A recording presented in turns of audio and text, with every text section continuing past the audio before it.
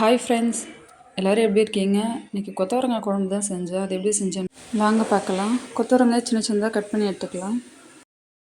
கொத்தவரங்காய் நல்லா கழுவிட்டு அதை ஒரு கடாயில் சேர்த்து கொஞ்சமாக தண்ணி ஊற்றி கொஞ்சமாக மஞ்சள்தூள் சேர்த்து நல்லா வேக வச்சுக்கலாம். அது ஒரு பக்கம் வேகட்டும். அதுக்குள்ளே வெங்காயம் தக்காளி பூண்டுலாம் அதுக்கு ரெடி பண்ணி எடுத்து வச்சிடலாம். நான் அதுக்கு 2 மீடியம் சைஸ் வெங்காயமும் தக்காளியும் கட் பண்ணி எடுத்து வச்சுருக்கேன். ஒரு 6 பல்லு பூண்டு உரிச்சு வச்சுருக்கேன். அடுத்து கொத்தவரங்காய் நல்லா வெந்துருச்சு.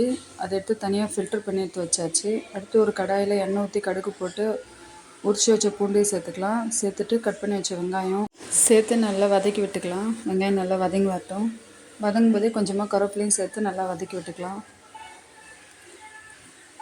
வெங்காயம் நல்லா வதங்கி வந்ததும் கட் பண்ணி வச்சுருக்க தக்காளி அப்புறம் குழம்புக்கு தேவையான அளவுக்கு உப்பு சேர்த்து நல்லா வதக்கி விட்டுக்கலாம். தக்காளி நல்லா குழைய வதங்கி வரட்டும். தக்காளி நல்லா வதங்கி வந்ததும் நம்ம வேக வச்சு எடுத்து ஃபில்ட்ரு பண்ணி வச்சோம் இல்லையா, அந்த கொத்தவரங்காயம் சேர்த்து நல்லா மிக்ஸ் பண்ணிக்கலாம்.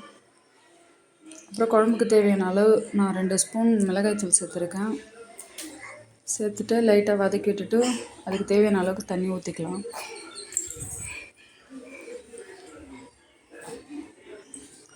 தண்ணி ஊற்றி குழம்பு நல்லா கொதித்து வரணும். நல்லா அது ஒரு பக்கம் கொதிக்கட்டும். அதுக்கப்புறம் நம்ம இறக்க போகிற நேரத்தில் கொஞ்சமாக வேர்க்கடலை, வறுத்த வேர்க்கடலை இருக்குல்ல, அதை அரைச்சி அதை கொஞ்சமாக தூவி விட்டு நம்ம இறக்கணும். அப்படின்னா குழம்பு நல்லாயிருக்கும். அவ்வளோதான்.